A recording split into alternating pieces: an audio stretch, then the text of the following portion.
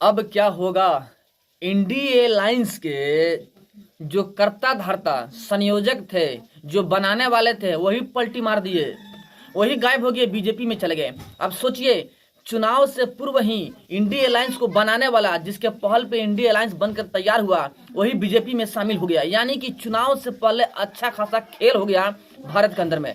और जो विपक्षी है, जो कि चुनाव लड़ेगी ना, जो लोकसभा का चुनाव है, बीजेपी के खिलाफ लड़ने वाली है ना, लेकिन उसके पहले ही अंत, हम पहले से बोलते आ रहे हैं ना कि इंडिया अलायंस चुनाव से पूर्व ही खत्म हो जाएगा।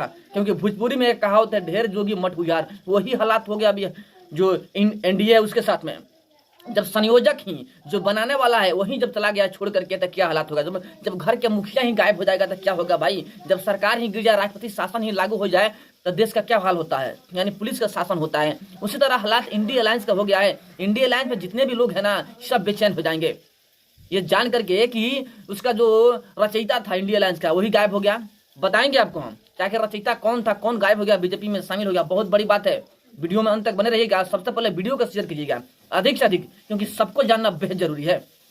और अभी तक आपने हमारे चैनल को सब्सक्राइब नहीं किया है, प्लीज लाल बटन दबा के चैनल को सब्सक्राइब कर लीजिए, लाइक कर दीजिए और बेल के आइकन को प्रेस जरूर कीजिएगा, ताकि न्यूज का अपडेट आप तक पहुंचता रहे। मैं हमेशा ही ऐसा न्यूज लेकर के आता रहता हूं आपके सेवा में। चलिए आपको बता दें हम, जैसे कि आपको पता है, इंडिया अलायंस जो कि भारत के जितने विरोधी हैं, जो बीजेपी के विरोध करते हैं, सभी के सभी एक हो करके बीजेपी के खिलाफ षड्यंत्र रच रहे थे ना, बीजेपी को आउट करने के लिए षड्यंत्र रच रहे थे। और षड्यंत्र का एक नमूना बना इंडिया अलायंस, जिसमें जितने देश विरोधी लोग हैं, सभी के सभी इंडिया अलायंस में शामिल हो गए। जैसे आपको पता है, सभी के सभी देश विरोधी बात ही करते हैं। धारा 370 हटा, तो उसमें भी इन लोगों को दिक्कत था, जाकर सुप्रीम कोर्ट में केस कर दिए थे, लेकिन फैसला आया बीजेपी के पक्ष में। धारा 370 हटने के ही पक्ष में फैसला आया। लेकिन जितने भी नेता है ना इंडिया अलायंस में, सभी के सभी देश विरोधी बात ही करते हैं, सिर्फ और सिर्फ अपनी कुर्सी के लिए। देश का विरोध करते हैं, सनातन धर्म का विरोध करते हैं, बीजेपी का विरोध करते करते हैं जो यहाँ के बहुसंख्यक है ना, हिंदू धर्म, सनातन धर्म, उसी का विरोध करने लगते हैं, खत्म करने की बात तक कर देते हैं हिंदू धर्म को। यह हालात है इंडिया अलायंस का। हमने कहा था कि इंडिया अलायंस का अंत होगा, क्योंकि यह देश विरोधी पार्टी है, देश को बर्बाद करने पर तुली हुई है, इसका अंत होना तय है। हम पहले से ही बोलते आ रहे हैं, लेकिन लोगों को विश्वास नहीं हो रहा था। लोग समझते थे कि मैं फेंकता हूं, बोलता हूं, सिर्फ बोलता हूं। नहीं भाई साहब, पूरे तथ्य के साथ में बोलता हूं कि इंडिया अलायंस का अंत होने वाला है। मैं पहले से बोलते आ रहा हूं। एक बार और फिर बता दूं आपसे हम कि इंडिया अलायंस चुनाव से पूर्व खत्म हो जाएगा। अगर खत्म नहीं भी हुआ ना, चुनाव खत्म होते होते खत्म हो जाएगा, क्योंकि इसमें नेता बहुत सारे हैं, बहुत सारे जोगी हैं। एक बात और बता दें, बीजेपी के पास एक चेहरा है प्रधानमंत्री का, जो कि पीएम नरेंद्र मोदी है। पीएम नरेंद्र मोदी की अगुवाई में बीजेपी चुनाव लड़ती है और छप्पड़ फाड़ के जीतती भी है।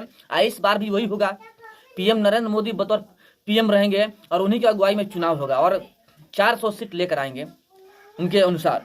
लेकिन इंडिया जो है ना, इंडिया अलायंस जो है, इंडिया अलायंस के पास में कोई प्रधानमंत्री का चेहरा ही नहीं है, उसे गुप्त रखा जा रहा है। जैसे कि मनमोहन सिंह को बनाया गया था यूपीए गठबंधन में, चुनाव हो गया, बाद में बना दिया गया, कठपुतला बना दिया गया। वैसे ही जो इंडिया अलायंस के लोग हैं ना, वही करना चाहते हैं कि चुनाव लड़ लिया जाए, किसी तरह जीत लिया जाए और बाद में किसी को भी प्रधानमंत्री बना लेंगे, अपने इशारे पर नचाते रहेंगे। यही सोच के साथ में आगे बढ़ना चाहती है। लेकिन पब्लिक को चाहिए चेहरा, कोई चेहरा तो हो जो सामने आए, जो पीएम के लायक हो। क्या राहुल गांधी पीएम के लायक है? कतई लायक नहीं है। वो पप्पू के लायक है, पप्पू ही रहेंगे। उन्हें प्रधानमंत्री बनता कोई देखना नहीं चाहता है, भारत का कोई भी युवा नहीं चाहता है, और लोग उसी को लेकर चलते हैं आगे ना भाई। इसलिए कांग्रेस हारता है। अगर कांग्रेस को जितना है तो पहले एक व्यक्ति को लाना होगा सामने, एक अहम भूमिका निभाने वाला एक शख्स को सामने आना पड़ेगा। वो शख्स जिसे देख करके लोग प्रभावित हो जाए, लोग वोट देने के लिए उतारू हो जाए, ऐसा कोई नेता को सामने आना पड़ेगा। लेकिन कांग्रेस में कोई है ही नहीं। अब बीजेपी में तो बहुत सारे नेता हैं भाई। मोदी जी जब इनका समय हो जाएगा ना, तब उसके बाद भी बीजेपी में ऐसे ऐसे धाकड़ नेता है ना, जो सामने आएंगे ना, तो पूरा का पूरा वोट लेंगे। इसी के साथ में बीजेपी आगे बढ़ रहा है। लेकिन इंडिया अलायंस ऐसा नहीं हो रहा है। इंडिया अलायंस में चूंकि आपको हम बता दें कि नीतीश कुमार, जो कि बिहार के मुख्यमंत्री अभी हैं, बीजेपी के साथ में गठबंधन करके शपथ ग्रहण भी ले लिए हैं।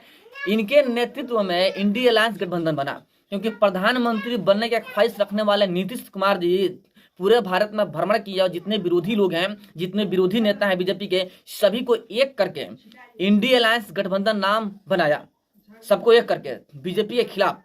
लेकिन इसका संयोजक, स्थापक जो भी कहे आप, नीतीश कुमार जी हैं। उनकी अगुवाई में ही इंडिया अलायंस बना।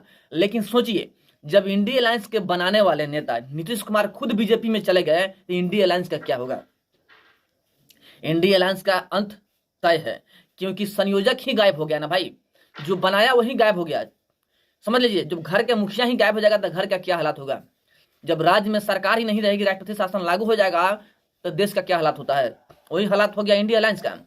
सब सैनिक अपने अपने हिसाब से काम करेंगे भाई, कोई तो आगे चाहिए, लेकिन इंडिया अलायंस में कोई आगे नहीं है, क्योंकि जो बनाने वाला है वही चला गया। और राहुल गांधी के पास में उतना औकात नहीं है कि इंडिया अलायंस का जो कमांड है संभाल सके और चला सके, क्योंकि उनकी बात जो भी है ना, बेतुका बात है।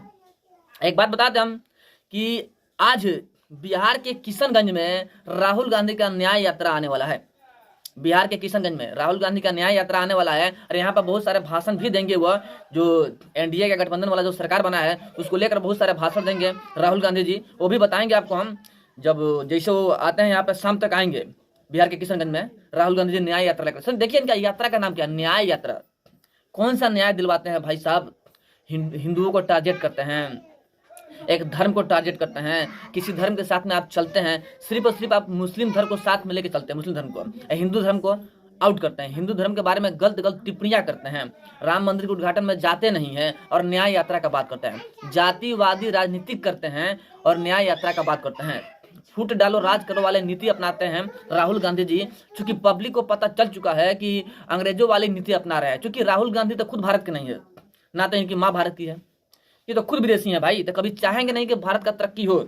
भारत को तोड़ने की कोशिश इनका जारी रहा है सदियों से, और अंत में भी रहेगा। लेकिन एक बात बता दे कि भारत की जो पब्लिक है वो जान चुकी है कि ये लोग फुट डालो राज करो वाली नीति अपना रहे हैं। जैसे कि बिहार में हुआ, जातीय जनगणना कराया गया, तेजस्वी यादव आए और जातीय जनगणना हो गया। बिहार को जातियों में बांट करके तोड़ना चाहते थे तेजस्वी यादव, लेकिन असफल हो गए ना भाई, क्योंकि उनके भी अगुवाई जो था ना नीतीश कुमार, वो बीजेपी में चला गया।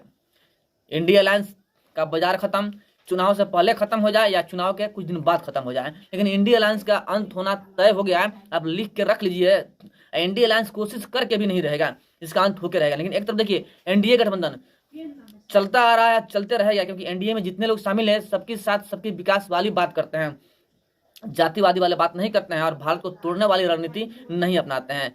चलिए, जो खबर था हमने आपको बता दिया, फिर जैसे खबर आता है वैसे आपको बताएंगे। तब तक के लिए जय हिंद।